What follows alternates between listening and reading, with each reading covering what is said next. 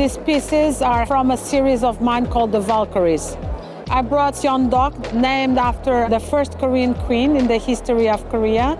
And Léonie La Fontaine is inspired on a Belgian lady that was important for the independence of women and for the rights of women in Belgium.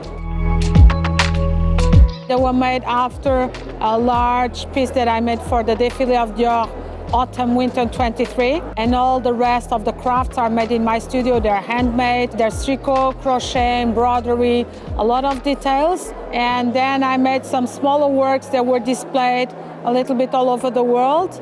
And these are two examples of that body of work. I was not expecting to be part of such an amazing art fair. It's a wonderful moment, a unique moment. And at the same time, it's my pride and joy to be part of the BRAFA.